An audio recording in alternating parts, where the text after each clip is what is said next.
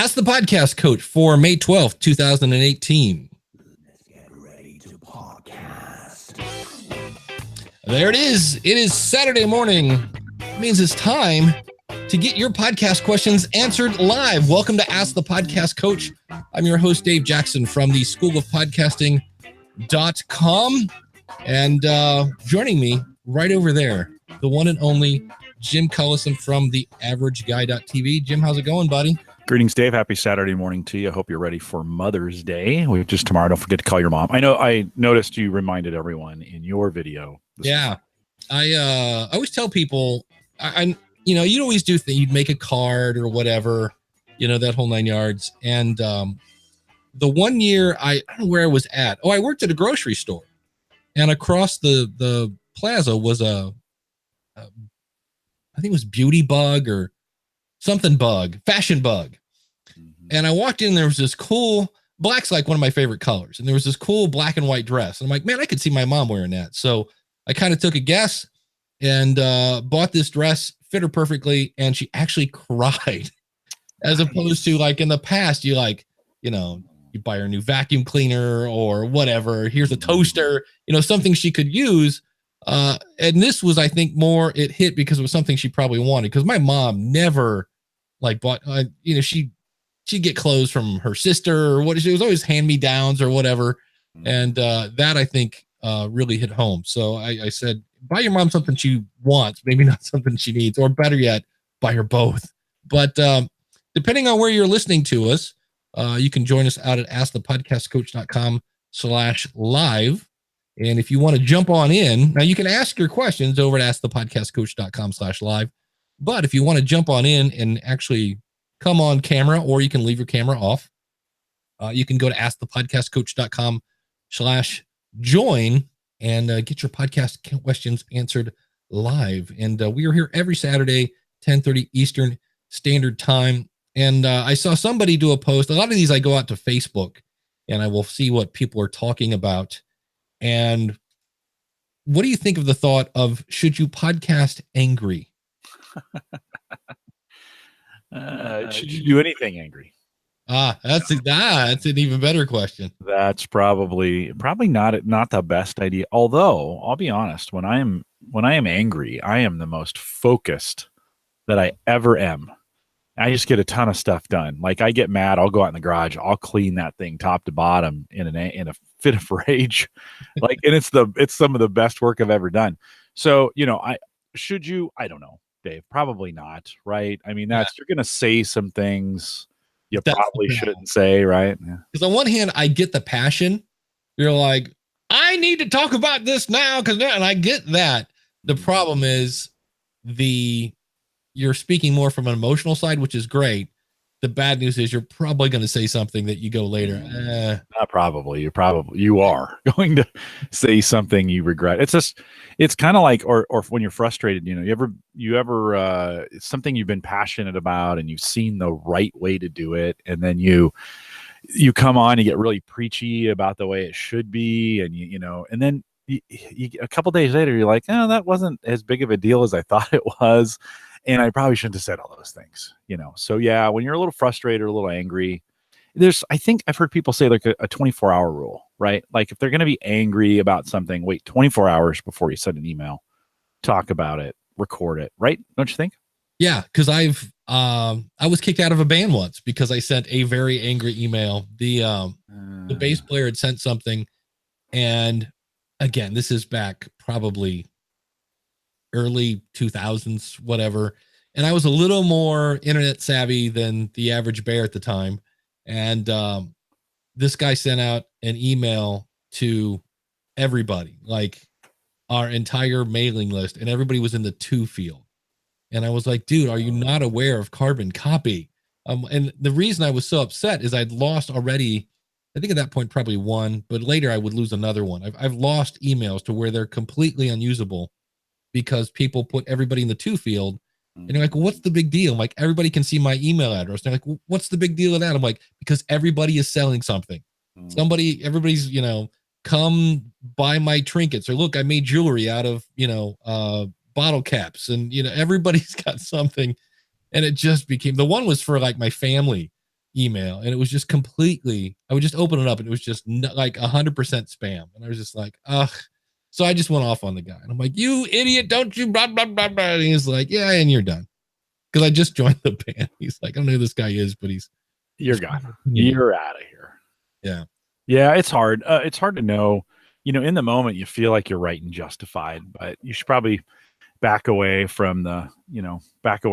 And I have a job where I'm responsible for a community of, we have about 10,000 people in this group, and holy cow. Yeah, it's not as fun as you think. No. A lot of people are like, yeah, you got a great big community, and you're like, well, okay, it comes with it. And in this world of comments, right, on Facebook, that we overuse, and I'm probably guilty of it as well, but we overuse some words that used to really mean something, like horrific, or that's horrible, or that's an atrocity.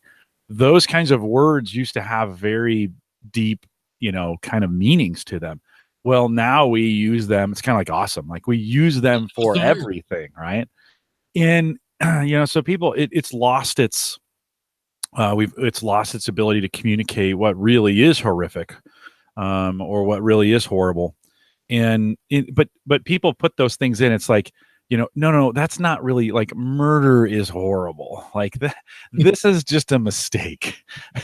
You shouldn't really use those kinds of words for these kinds of problems. But I think that's the escalation of it, Dave, is I think, and especially so as podcasters have to deal with comments and communities. These are some of the things we see where people don't really know how to use words appropriately anymore, and it's just it's a terrible problem. You have to be patient. That's the thing, right? You just have to be patient with it. I think one of my favorite was, I was at Podcast Movement, and Craig from Inglea's podcast, we were talking about, he said, I think it was brilliant, and it just sounds so cool in a British accent.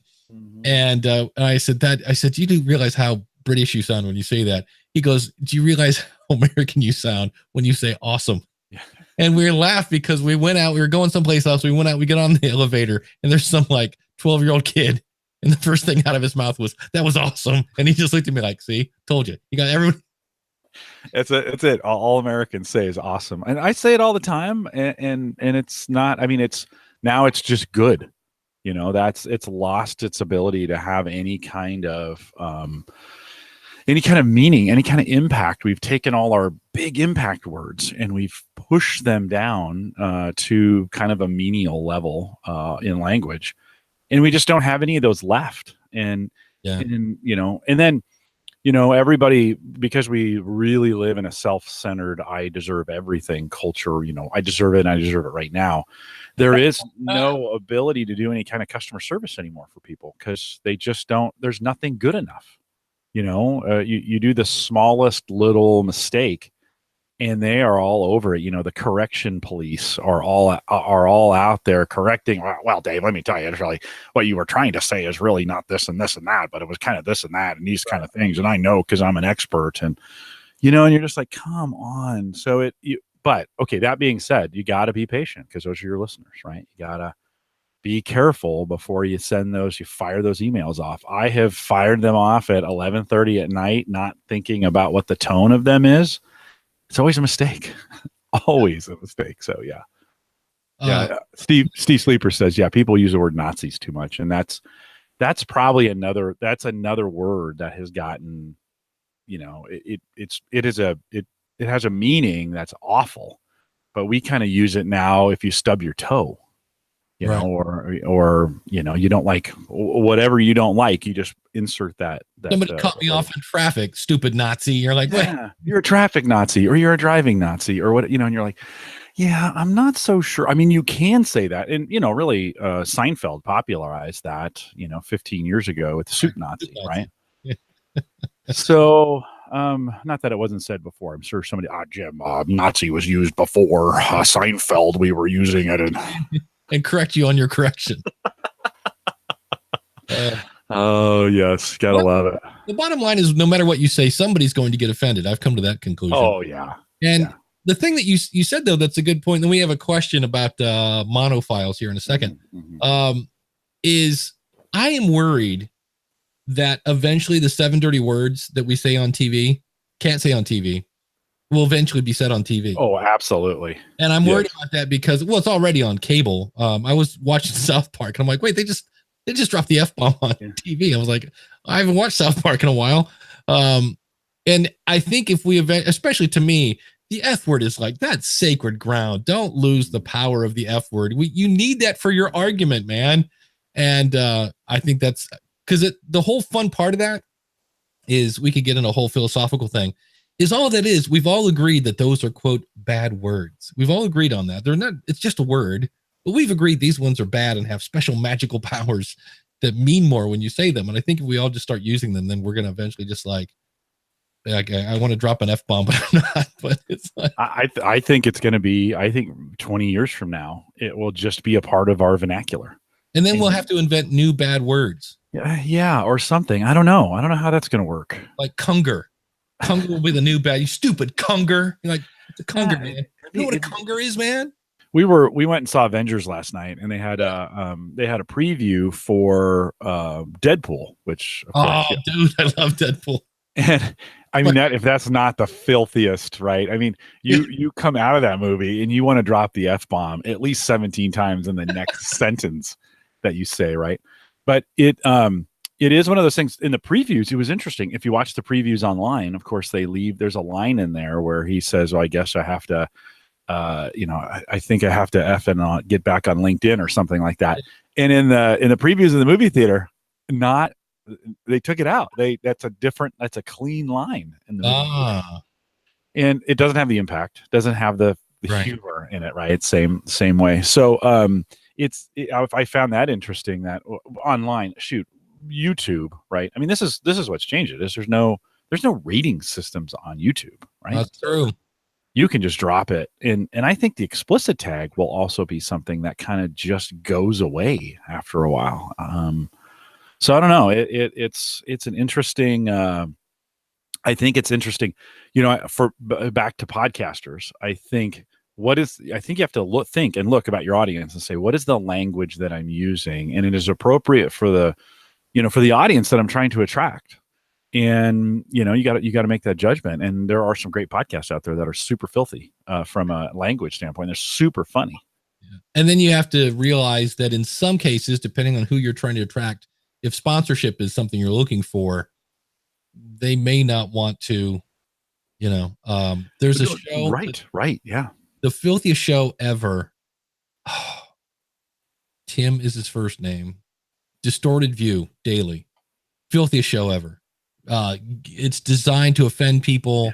He's talking about, there's always some sort of poo talk. Somebody's getting pooed on or what. It's just bizarre and weird sex acts. And it's just, he finds people that are just really messed up and talks about them. And he's been doing podcasting since 2004, I think. And he's always been self-funded. I think he had like Adam and Eve for a while was a sponsor, but for the most part, he realizes nobody's going to touch this show with a 10-foot pole. So he has he calls it the sideshow. It's a whole other membership area kind of thing. So, Steve says Kevin Smith at Podcast Movement a couple years ago, every other word was, one of those. And he said a lot of really good things in that speech, and you couldn't clip them because everything was effing this and everything was like, man. And that's just the way, I'm sure people say, well, that's just the way he talks. When you hire Kevin Smith, that's what you get. And I get that, but it was kind of I saw people getting up and leaving. I'm like, okay, I'm not going to get up and leave, but it was kind of like, really? Do we have to? Okay, well. Yeah. Well, there's some sensitivity to it in our culture. I am not saying that we are completely desensitized to it now, because there are folks who don't appreciate that. And they don't want that. I don't know. I think it's important as a podcaster that you kind of review your speech. And I tell you what, in Home Gadget Geeks, I let one go one time. I think I said the S word. We'll leave it out of this podcast in a context. And man, my chat room was like, I have never heard Jim swear on a podcast before. It doesn't mean I don't swear. I mean, I can swear like a sailor. I was in the military. Trust me. I can, lay it on there, but my audience is just not, I've drawn an audience that doesn't want that. And I think that's another thing you got to be careful of is if if you're a podcaster and you've been clean, so to speak, and then all of a sudden you go explicit, man, that's a bolt of lightning to your listeners. I think you got to really be careful whether you want to do it or not. They're listening to you. Well, I'm making a new podcast. Season 1 is out. History of What? Wait. Did you say you're making a new podcast, Dave? Unbelievable. Awesome. Incredible. Shocking. Yeah. But it's based on this. This is actually a diary that I made back in 1995 about being in a country band. And season 2 is much better than season 1. But I'm reading it and we go to interview another drummer or something like that. And it didn't make any sense and blah, blah, blah. And I just thought, F it. And I'm like, oh, now am I going to put that out there or what? So I did. I was like, but I'll mark that content as explicit.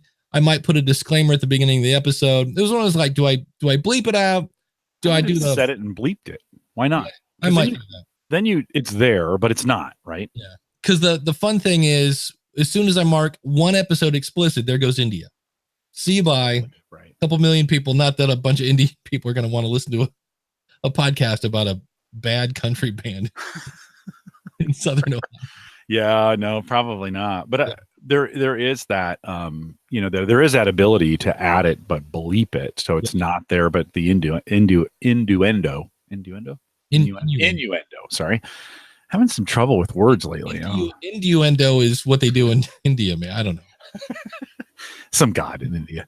But so that's another way. You ever done that? A fun thing to do on your podcast, by the way, take a totally clean clip, about 2 or 3 minutes, and then bleep out words. They're perfectly clean, but bleep out words that would sound like you were swearing in there. Not ABC, not Jimmy Fallon, Jimmy Kimmel. Yeah. How's that?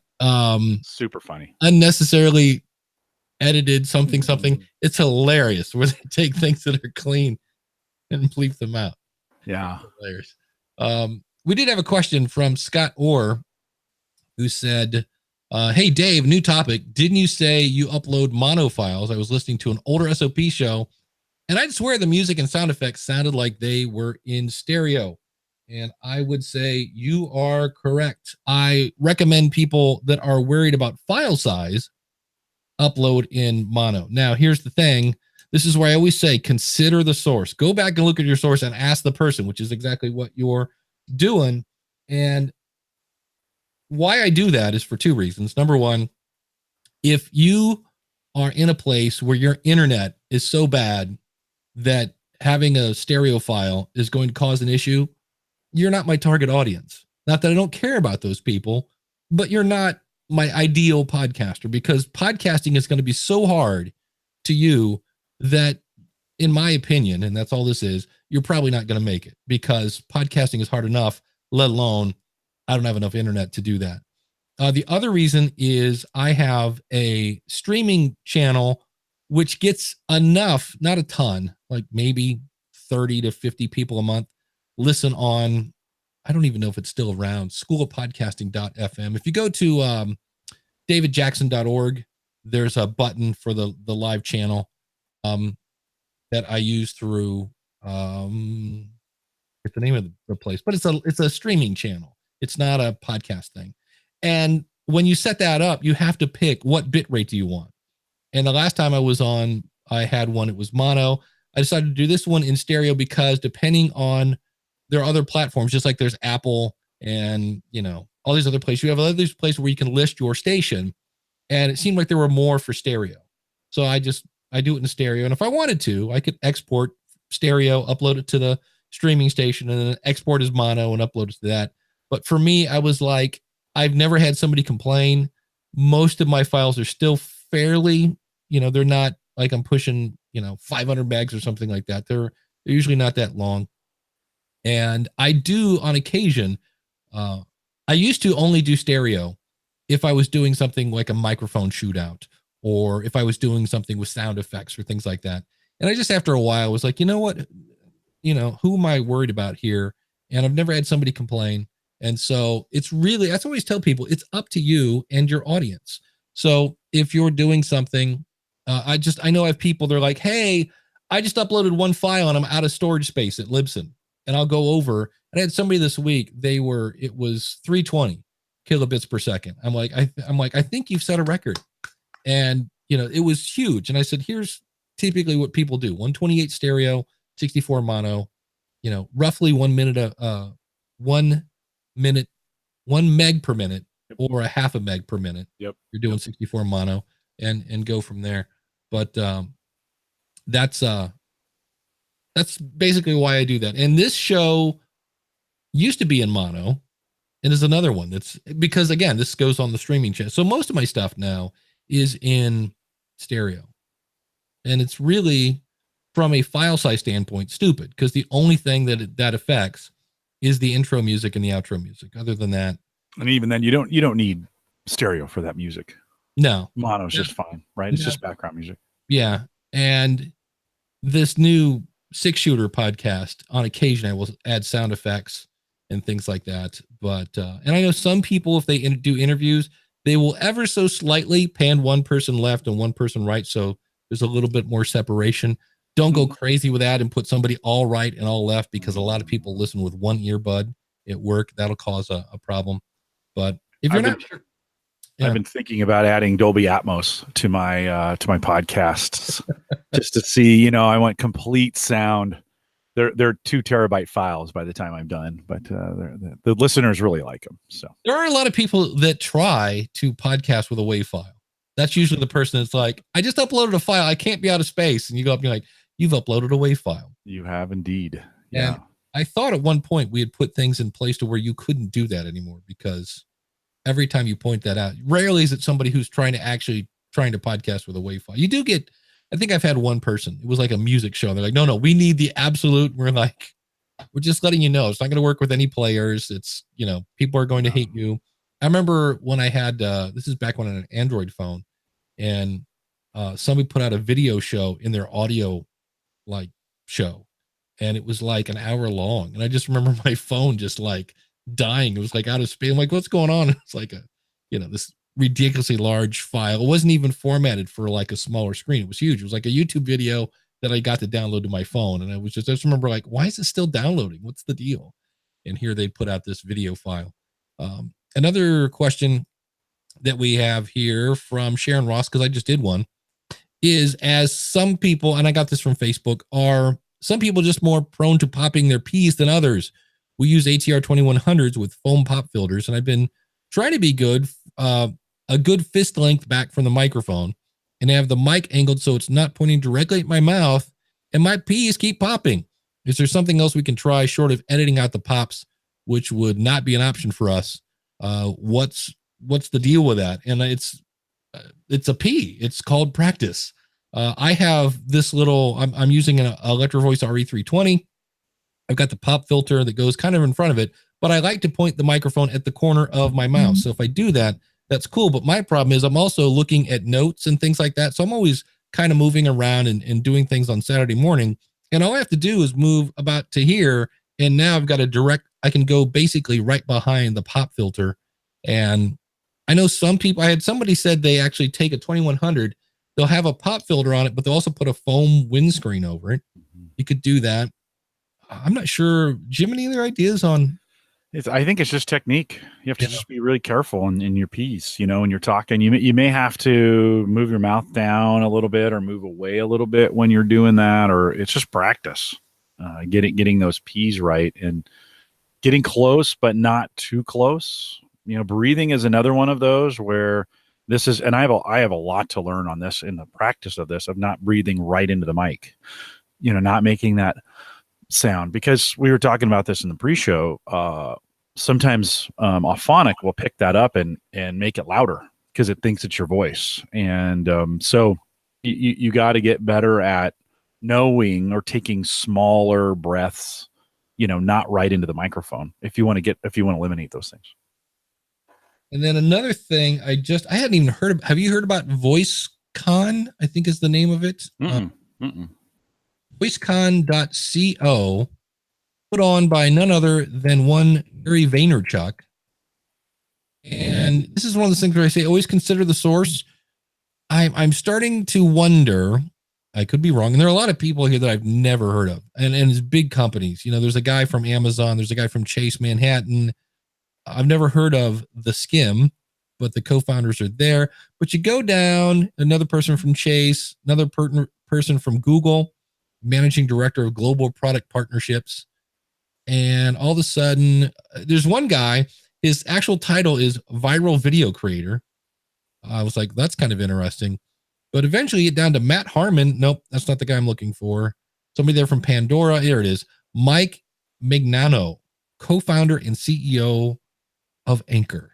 And I'm telling you, I want to start investigating this. I bet Gary V is somehow financially tied to Anchor. I think that's going to come out eventually. Well, it could be, and it could be too that Anchor, I mean, they are making a run at replacing the SoundCloud folks. Like, so, you know, SoundCloud, where they're genius, whether we like them or not, their genius is their advertising. I mean, they won in marketing. That's where they won. They did a great job. They had a great player. Everybody was hot and sexy. Everybody wanted to be on SoundCloud. Not everybody, but you know what I mean. And Anchor is really making a run. They're spending a ton on advertising. I get an email a week from them saying, "Oh, we have a new thing. We got a new this and new that." So they're, you know, either you have a great product or you have great marketing. And I think they probably have, and sometimes you can have both, but in this case, I think they've got some really good marketing going on. They're getting aggressive and they're spending some money in the space. Well, did you hear about Casey Neistat? Yeah. Yeah. They bought him a studio. Yeah. I'm like, see, and that's the stuff that bugs me. It's like when I hear it, like, so all the YouTube people are like, hey, I'm going to do what Casey did. I'm like, is Casey saying, oh, I went with these guys because they bought me a studio? That's one of those like getting paid to play again that I'm like, well, that's what XM did with Howard Stern, right? Is they found one personality and then invested everything they had in that one personality, including his pay. They built him a really nice studio. I mean, they made a big deal about it.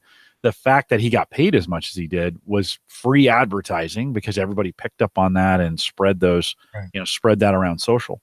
So, I mean, there is something to that. And I think that's probably what Anchor is trying to do. And I'm not going to this conference because it's $1,500 for a one-day event in New York City. So New York City already, cha-ching. So, but yeah, that's a $5,000 conference because you're gonna, by the time you fly in, and probably $400 or $500 a night. How many days is it? One. Oh, $1,500 one day, huh? Well, it's Gary V. Yeah, and I see there's people there from Pandora who's also sponsoring. You know, a lot of interesting platforms. Digiday, a reporter, Panoply.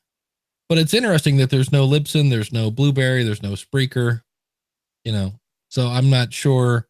Okay, a one-day conference on the State of the Union, voice and digital audio, brought to you by VaynerMedia.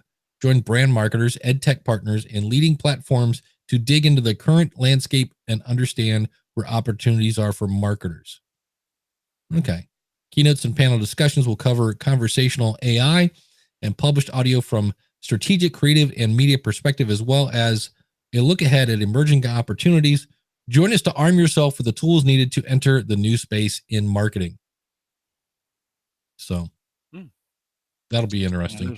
There's big money in conferences, as we're finding out. Remember a couple of years ago when there was like 3? You know, there was like 3 podcast conferences, and it is good for the space. When we think about, is podcasts growing? We've got numbers, we've got research numbers that we talk about all the time, and that gives us percentage of market growth and some of those things. And it's year over year, it's growing in single digit percentages each year, which is good. But there is, along with that, there is a healthy ecosystem of those who are supporting podcasters. And you see that in all these conferences, and the fact that Gary can get $1,500 a ticket, although I bet very few people actually pay the full price. That's probably $1,500, and then there's a bunch of you scratch my back, I'll scratch yours. That's kind of the way he works. There's I'm sure there's discount codes you can get. I'm sure there's things you can do to help. If you advertise for it or whatever, I'm sure the price will come down maybe. But there's a healthy conference market for podcasters now, and so I think that is showing some signs of success. By the way, those guys, they're not really targeting us anymore. No, right? They're targeting the big podcasters. They're the ones that are doing this for a living and making marketing firms and right. Right. Yeah. Where there is an ROI return for them. At Gallup, one of our podcasts, we just crossed a big milestone, set a record for April of 16,000 downloads for the month. Right. And that's how I measure it there. We do by episode. Each one of those episodes gets a couple thousand. And, but it's a big deal for us. I sent that out to our executive team, and all of a sudden, there was some like, oh, wow. Okay. I about once a quarter or every 6 months, I kind of update them on what we're doing. But that is important in that environment, that I am showing some kind of return. We just put some analytics on a site, and showing that last year we had a site that made about $100,000 for us, and just in clicks through to the store where people bought stuff. All of a sudden, Dave, when you think about a site that's making 100,000, and that's really poor reporting, by the way, we could do better and we could do more with it. You start thinking, oh, well, okay, $100,000. If I can go to a $2,000 conference to learn how to bump that up. We did some Facebook advertising the other day, and for every dollar we spent, we made 12. Like, you throw money at that every single time, right? You don't stop funding that. You just you find ways to get money into that pipeline. When you see for every dollar spent, you're making 12. I'd love to see more podcasters get to that space. And I'm not, for Home Gadget Geeks, I'm not there with that. We are on the Gallup side, but I'd love to see more podcasters get to a point where it's not how much money does a microphone cost, but for every dollar I spend, what's that pulling back to me? Yeah. I'll tell you what, before we get to the Google stuff, let me take a quick second to thank our patrons. If you go to askthepodcastcoach.com/awesome, we want to thank people like Josh Liston over at tpsguide.org, as well as shanaraworld.com, and easy for me to say, Greg from debtshepherd.com, Jonathan Bloom over at weeklyawesome.com, Glenn the Geek from horseradionetwork.com, Josh Rivers from podcastingexperiments.com, Max Trescott up in the sky over at aviationnewstalk.com, and Shane from spybrary.com, who emailed me and said he's going to send me swag. So you may see me in a Spybrary shirt soon. We'll see some sort of swag. But if you'd like to be an awesome supporter, go over to askthepodcastcoach.com/awesome. And Ross is asking, after Google's recent announcement about voice research or voice search, some people are recommending creating your RSS feed from your website. Well, here's what you can tell Todd. When a voice search for your podcast takes place in Google, the website that gets the search engine juice is the one where the RSS feed is generated. That is incorrect. What Google's looking for is to list your thing in the Google app applet gizmo. You just need a little bit of code that says blah blah blah XMR RSS feed, link to your RSS feed, and the name of the show, and then it's going to pull the buttons and such from it's. Again, the whole point is it's pulling up your podcast. It's not pulling up your website. It's pulling up your podcast. And so if your show notes have all the Google juice in it, then you're good to go. Jim, do you know of anything else about that? No. Does it need to be on your front page, or can it be anywhere on your site? It's in there's, I wish I had the link. There's if you go to most of the articles about this, I'm going to be actually talking about this on the School of Podcasting, but it's in the header of your show. So it's not enough to put an RSS button on your website. It's in the header of your show. So what I'm looking at this weekend is, I know it's like, if you have most WordPress themes have a way to put things in the header. But what I'm looking for is there, and I'm sure there is, a plugin that I can, like, what if I don't have, I've looked in all the settings and everything. There's nothing here about headers. Is there a plugin that I can install and then put, it gives me a box that put things in the headers? Because I'm sure not all themes are created equal. What I'm wondering about, and this is what somebody had asked on Facebook, what if I have a website that is a network? Stephen was talking on Better Podcasting. He found a cool theme for networks. Well, what if you have a network? Because they only want one feed per website. And so that's going to cause an issue if you're using something like categories in PowerPress. I mean, that's a cool way to have multiple feeds on one website. And there are people that have used one media host. They'll just get one big media package, and then they'll use category feeds to just throw that over there. And they realize their statistics are going to be horked and things like that, but they're saving money, and that's fine. How is that going to work? And at this point, that's a we don't know kind of answer. I think it's Elsie this week is talking to Zach from Google. So we some Libsyn folks are kind of having conversations behind the scenes with those guys to figure out exactly what's going on and what are the myths, because there are some information and that's getting put out there that it's like we're not 100% sure that's true yet. So we're trying to get those out of there. So we shall see. Then there was another question. Boy, the questions are coming in. Andreas says, I was talking about transcription platforms in the last episode of the School of Podcasting. Have I tried sonix. I just had it, and then somebody typed something else and I lost my place. sonix, sonix.ai. I'm using it, and it even translates my podcast to an 88% accuracy, and I speak Spanish and English at the same time, and it has a bunch of other features with Adobe Audition. It's $15 a month and $5 an hour for transcription. I have not tried them out. I will have to check them out. I've been using Temi, and here's what Temi really helped me out a ton is I will do these kind of like a round table. I call them office hours for the School of Podcasting. And then like the last one I think was like over 2 hours. We'll have fun writing show notes for that because it's like a really super long Ask the Podcast Coach. So I threw it up in Temi, cost me $8, and I could easily see because because there are multiple people talking. It made it super easy to see where somebody asked a question, and it has timestamps. That was worth the $8. So it cut what would have been down probably about 3 hours by the time I listened to the whole thing and documented what it was said and found links. It was like an hour. So it cut that in a third. So that was cool. Yeah, Scott says, I tried Temi. He likes it. It is cheap and it works pretty well. It's not, I'm testing a new platform. And one of their things is you can click a button and have it transcribe. I have found that the less you pay for the transcription, you absolutely get what you pay for. Mm-hmm. So I don't think 88% is good.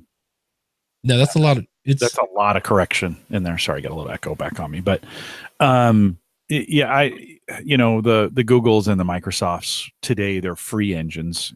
Addy threw out Amazon is doing a transcription deal now. Wondering what that percentage is. It's anything below 95% is still a lot of work because you still have to go back through. You have to remember you don't know where the mistakes are. And so you still have to go back through. If you're wanting readable accuracy, you're going to have to go back through and correct it visually, anyways. And so it's still I haven't seen anybody do it really great yet. I mean, it's getting better, and I think in the next decade, in the next 10 years, we'll get 100%. I mean, I think it's gonna be that close. It's gonna be that good. We still have some processing power that we need to kind of harness, and we really need to learn some other ways. If we just would speak the same way all the time and complete our sentences when we talk, actually, that would be helpful too for those services. But it's still kind of ugly. I've done this. I've been doing a bunch of this, and I get these requests at work all the time, and we run them through these automated services. I end up sending them to an editor, and they spend an hour editing them anyways. And you're like, well, yikes. Okay, we got to do better. Still have to do better. Yeah, Steven says there is technically a requirement listed, and I hate that when I'm reading and then somebody asks another question, I lose my spot. It's really worded weird in the Google requirements and linking back to your homepage from the RSS feed. It's only mentioned in one place in the Google requirements. Well, your RSS feed, even if you're using Libsyn or Podbean, there's a spot there for your website. So, but it doesn't seem to matter. He says, I'm working on an article that demonstrates this. As usual, Google's practical use is different from their theoretical use. Yeah, they sometimes kind of miss things that way. Interesting. Amazon's got some examples of pricing, by the way, down on their site. So Addy threw that out there for a recorded webinar of 30 minutes. It's 72 cents. And then 60 minutes, about $1.50. So certainly Amazon is cheaper than Temi. how are we pronouncing that thing? I'm calling it. I loved in your latest episode of School Podcasting where you threw that in every time you said it, then you threw in the That's is it called South Park or That's South Park. South Park. For any reason, completely 100% illegal. So if anybody wonders, it's like, I don't have any rights to do that. But I was every Fair time use, I said it, it was in my head. I'm like, screw it, I'm putting in fair use. Well, you can just claim fair use and defend that in court. I had a lot of people say thanks. That made me giggle. Yeah, no, it was fun. I love it when you do that. I think, and I'm wondering with Amazon, I bet that to get that pricing, you're going to have to lock into their API, which means you're going to have to do a little bit of development to get those video files in there. I don't know if it's going to be as easy as just an upload like you do it on a phone. I have to look into that, and I'll have to check it. Amazon, Google, Microsoft, they're all in this space. Microsoft has a lot of benefit in getting these really accurate results because in their Teams and their Skype features, they actually have an instant translator. So Dave, you could be speaking Spanish and I would be speaking English, and we can turn on the translator. And as you're talking in Spanish, it's actually saying it again back to me in English, and it's kind of real-time translation. They have all the incentive in the world to make that work. There are very few companies that are actually doing that, and they want to be the leader in that. That's the beginning of the universal translator, by the way. When we think about what we get out of Star Trek, everything eventually we have comes from Star Trek. Let's just be honest. All the future technologies are coming. I've used that. I've had people send an email into Libsyn in Italian, and I'm like, okay, that's going to be an issue. Just highlight it, go over to Google Translate, and then I type my answer in Google Translate, which always starts off with, I'm answering this using Google Translate. So if I accidentally say I want to massage puppies in an inappropriate way, that's not me. Craig says a popular use case for podcast transcriptions that is often overlooked is for language teaching, which is what Craig does. His audience finds their full episode transcriptions really useful. It helps them understand what they're saying. Yeah. You know what's interesting? I heard this on a podcast, and you realize that we could actually do FaceTime. We could do voice to voice, the ultimate communication. Now we have facial expression, we have tone of voice. Right. Great way to communicate. And yet, most of us now are going to text messages where we then hit the audio, you hit the microphone to transcribe what we're saying. So instead of just talking to the person, I'm going to talk to the computer who will then type it to send this a text message. Yeah. Like, I'm not sure how we got on that kick. I think we're all like, well, I got to communicate with the kids where I'm just going to text them. I'm like, yeah. Boxer was trying to get past that by sending the audio. And sometimes, the value of that is doing it in a time shifted manner, right? Maybe I can't listen to it right now, but so Voxer was trying to get through that, but you're right. We still have people. It's still like, no, I just want to send this in text, which is, by the way, probably the most under-communicated way to send something to somebody, right? You can't read into it. There's no voice inflection. It's almost always read as negative. Yeah. Right. So we're shooting ourselves in the foot on purpose around communication. When I get customers at work who have a complaint, I just say, just call me. Let's get on the phone. Let's not mess around with emails and stuff like that. Let's just get on the phone. Well, I've got a couple people that I've met at events, and we were talking that in many cases we all work from home. And the fact we don't get to talk to anybody, right. And they basically said, "Yeah, it'd be cool to just get on the phone." I'm like, "Well, here's my number, and if you want to just talk, I'm in the same." So there's a few of us that every now and then just get on the phone and chat. It's like, hey, look, it's 1978. We'll actually talk to people on the phone. Imagine that. Yeah. The other thing, how are we doing on time? Yeah, this will work. We could talk about, you know what? We'll save that for post show. That's really good. So we're going to talk about IAB guidelines. Makes me want to poke my eyes out, but yeah, that's fine. Yeah. Dan Bublitz Jr., Bublitz on Facebook. And I think this was in the podcast movement group. I will say the podcasters hangout, John, can't remember the guy's name. I can see him plain as day. Can't remember the guy's name. That's hilarious. There's getting to be a little more spam in there. A lot of people are like that. It's like, hey, look, we're holding a contest.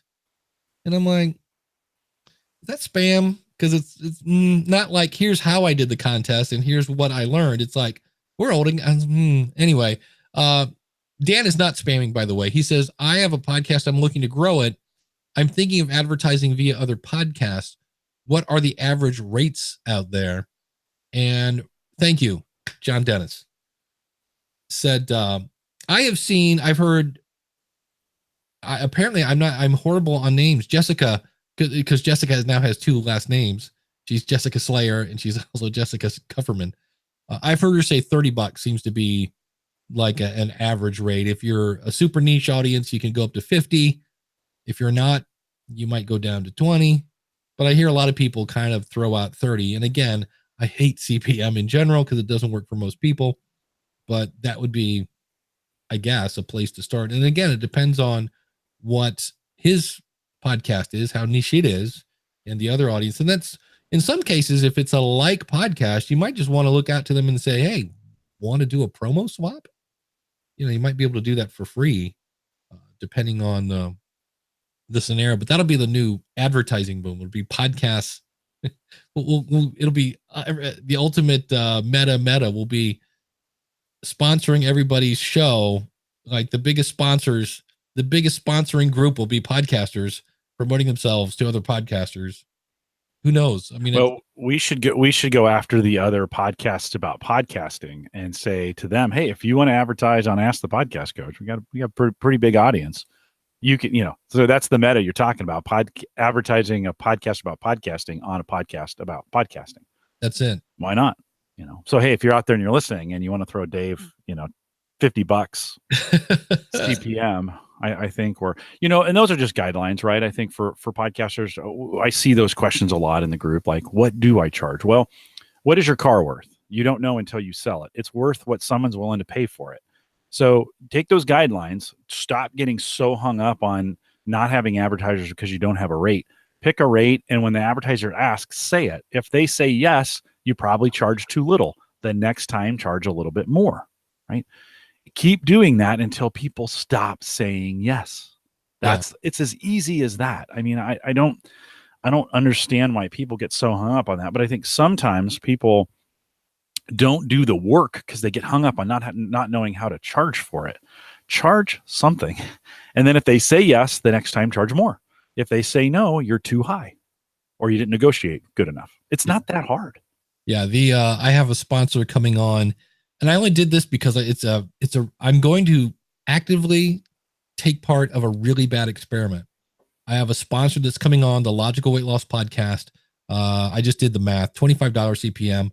But the reason they wanted to do one episode, and I said, wow, that's really okay. You sure? Because I'm like, and I even said, if one advertisement would work, why do we see the same commercials over and over and over on TV? It's like, and they're like, no, we're just done. I'm like, okay. So I'm going to be doing that in the future. That should be interesting. Well, and Dave, I think I might even say, well, okay, so my CPM set up for 4 weeks. If you're just going to do one, it's probably going to be, it's like a 2-week minimum. So it's going to be 50, and I'll run it on one. But if you pay for the 4 weeks, it's cheaper. Yeah. And that's just, again, another way you got to incent people to do, Jason's saying selling isn't easy for everyone. It's totally right. Most people are not good at the active negotiations. That's why I love this idea of picking a fixed rate, something you're comfortable with. You had a guest on, I forget who it was. They're like, find something where that's so ridiculous in your opinion, like you could never charge for that. And then find an amount where you're like, oh, that's way too low. And then pick in the middle. That was right? Jessica. Yeah. Pick in the middle, pick a rate. And if people are coming in to say, because, I've got a PA system and I do some DJ work for weddings, and people are always asking me, all the time, how much? And I got asked that question so often. It's like, look, I'm not in that business, but I got asked so often. I just said, okay, I'm going to pick a rate that I'm comfortable with where it's worth my time to be able to do it. And when they say, how much is it? I just say, it's this much. And you just say it. Right. And shut up. Yeah. You just say it. And so it doesn't, I don't think selling has to be hard. That's going to be the title of my next book. Selling doesn't have to be hard. For those of us who don't like to negotiate, don't just set a rate, find something that you're comfortable with that's fair. And when people ask, put it out there. It's not that hard. Yeah. It's a matter of, here's what I do, here's how you're going to benefit, and here's how much I charge. Yeah. And if it's in their budget and you did a good job of explaining on how they're going to benefit, they'll buy it. Yeah. If not in their budget, it's either A, you didn't explain the value, or B, they just don't have it. Yeah. And if you don't like doing collections, which most people don't, charge up front. Like just say, hey, it's $50 and I don't do the work until I have the money. If they're not comfortable with that, you don't want to do that kind of work. So there are some, if you're not good at selling, there are some things you can do to set yourself up for success, to get rid of all that negotiation stuff, get it all out of the way. And as soon as somebody starts trying to negotiate with you, just stop. Say, no, I'm not really interested in doing that. And now, if you're living as selling, you better get comfortable with selling and negotiating pretty fast. Yeah, because you're gonna have to do some of those deals. But if you're just doing this on the side and you just, people come to you all the time, and when that was happening to me a lot, I don't take those jobs anymore. But when that was happening to me a lot, I would just every new job was $5 more. Just $5 more, 65. No, it's 75. No, it's 80. No, it's 85. And you just keep raising that until people say no. Yeah. And then another thing you can do is there's X amount of money to advertise on the podcast, X amount of money to have a logo on the website, X amount of money to be in the newsletter, all these different ways you can split it up and say, or you can buy the package where you get them all for, and then you have a reduced rate. It's $30 to be in the podcast. It's another $10 to be in the newsletter. And it's $20 extra to have a logo and a link in the show notes.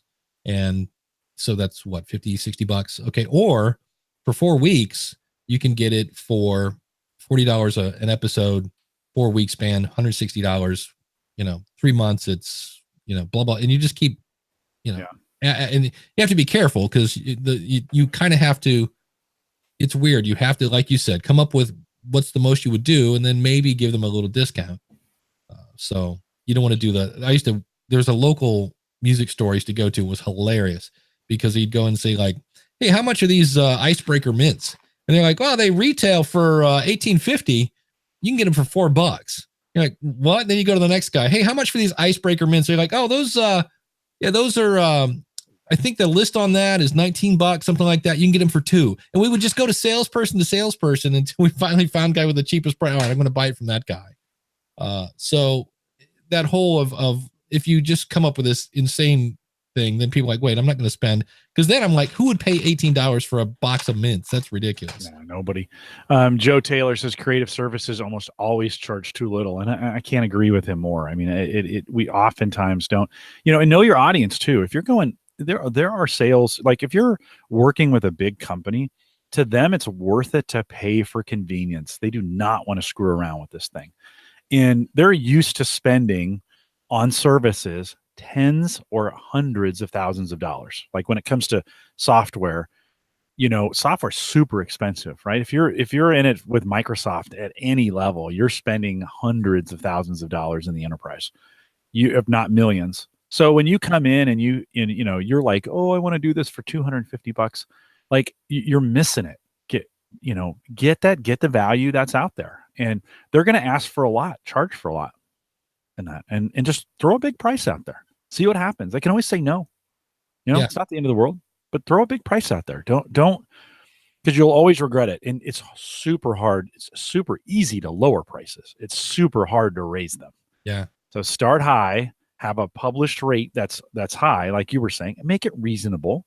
Don't go $20 for mints. Like everybody knows that's a stupid price, but go really high and then have some room for discounts in there, where you can start discounting for volume and some of those.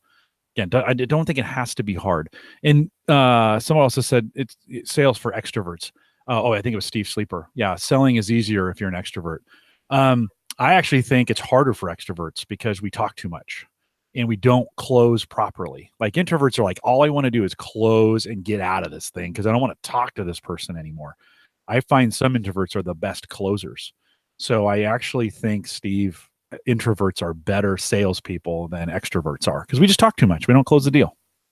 Yeah. When I first got into training, I was training people on office equipment, and salesmen loved me because I would come in and show off all these features and get the customer all hot and bothered. And then they would just come in and close it. because I'd be on a demo. You're like, oh, go out and train these people on the new thing. And I'm like, were they buying? No, it's on demo. And I'm like, why are they spending a resource, me, to go train somebody on a piece of equipment they might not keep? Well, it's because I go in, they'd be like, this is the best thing ever. The salesman will walk in with a pen, sign right here. Yeah, exactly. Yeah. Steve says too, sometimes I think he meant networking. I think introverted people sometimes have stronger networks, right? The introvert, they tend to have deeper relationships with people, smaller number. They're often seen as more authentic. They're often seen as more credible. Like, do not, just because you're introverted, do not think that that means you cannot sell. I think you actually have a superpower in that of being seen as more credible, as being seen as more reliable, as being seen as like, oh yeah, this guy's just going to sell me anything because he talks all the time. So don't underestimate that power. If you're introverted, you might have some good. That sales doesn't mean you always have to go out and talk people to death. That's what I do. People don't buy from me. Just keep talking to them like, well, how much do I have to spend to get you to shut up? Exactly. Okay, enough already. I will sign. Shut up. Exactly. Well, you have to let me know if you can hear the fun-filled music. Nope. Oh, yes, barely. Yes, you can. Okay, because it is time to start wrapping up here. Yeah. Jim, what's coming up on the averageguy.tv? Yeah, actually, I had one of my guest hosts from Gallup come over onto Home Gadget Geeks, which was really, really cool. And we talked about home gadgets, the Ember coffee mug that keeps your coffee a perfect temperature all the time, and the Philips air fryer, by the way, if you like fried food, but you don't want all the grease. They have a digital version that's got a lot of cool things for it. So we had kitchen gadgets on last week. I love my air fryer. I use it all the time although now I was out grilling in the rain yesterday. Nice. That was not a fun experience. I thought everything was cool. I was sad that I first had to put on a sweater because it was down to the 50s after being in the 70s. But my grill is up and running now. And you need a gazebo over that grill. That's it, something. But on the School of Podcasting, I am going to be talking a little bit about the Google topic we talked about today. And then I have an interesting interview with Jordan Harbinger, who is now on the Jordan Harbinger show. But this was a guy that was getting at their height 4.1 million downloads per month, and then got fired from his own show.